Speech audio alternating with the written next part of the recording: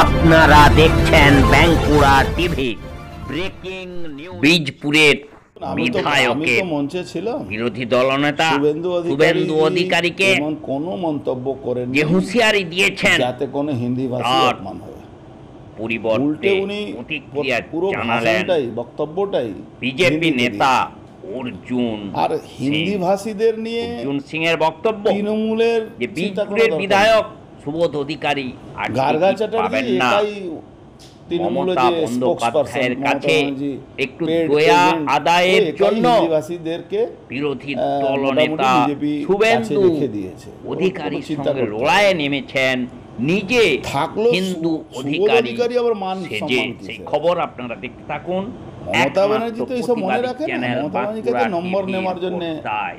এইসব করছে। মমতা ব্যানার্জি যখন রেলমন্ত্রী ছিল তখন ওখানে একটা রেলের ওয়াগন কারখানা খুলবে, সেখানে 32 কোটি টাকা মাটি ভরাট হবে।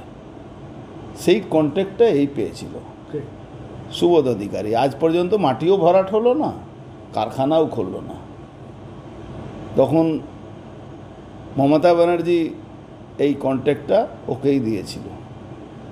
সুবোধ অধিকারী আবার মান সম্মান আছে নাকি? রেলের সমস্ত বাড়ির মধ্যে পয়সা নিয়ে রেলের জমি বিক্রি করে দিচ্ছে, রেলের পুকুর বিক্রি করে দিচ্ছে। রেলের পুকুর, রেলের জমিতে ওর ভাইরা ওই দোকান করে করে বিক্রি করে দিচ্ছে। আমরা অনেক কমপ্লেন করে অনেক ভেঙেছি। আপনার ওয়ার্কশপে স্ক্র্যাপের টেন্ডারে 10 টাকায় স্ক্র্যাপ টেন্ডার নিচ্ছে, 10,000 টাকা মাল চুরি করে নিয়ে যাচ্ছে। ওর আবার মান সম্মান আছে। আমি তো বলছি ওকে, যে সনমার্গ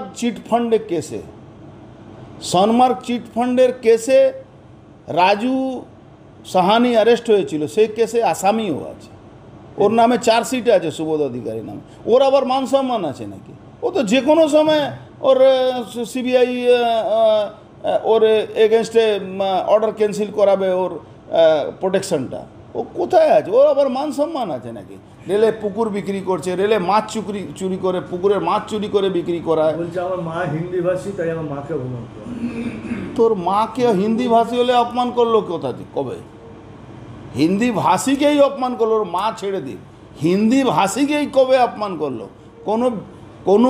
কোনো একটা আপনি ক্লিপিং দেখান যেখানে হিন্দি ভাষীকে অপমান করে। অধিকারী বলছে শুভেন্দু অধিকারীকে 7 দিনের মধ্যে ক্ষমা চাইতে হবে, না হলে পুলিশের কাছে যাবে। আসলে মার্কেটে খবর আছে ও টিকিট পাবে না ওখান থেকে, সুবোধ অধিকারী। এই জন্যে মমতা ব্যানার্জি কাছে দর বাড়াবার জন্য এ করছে। কেন শুভেন্দু অধিকারী থেকে যে লড়বে তার মমতা ব্যানার্জির কাছে দর বাড়বে। অথচ শুভেন্দু অধিকারী আশীর্বাদে হলদিয়াতে ঠিকাদারি করে। আবার ওসব বড় বড় গল্প ছেড়ে দিন না। কে ঠিকাদারি? সুবোধের ভাইরা ওখানে গিয়ে ঠিকাদারি করতো, এখন করে না, সেই সময় ঠিকাদারি করতো। তো ও তো বেশি এখন দর পাওয়ার জন্য করবে, ওর পিছনে তো স্টাম্প লাগানো আছে।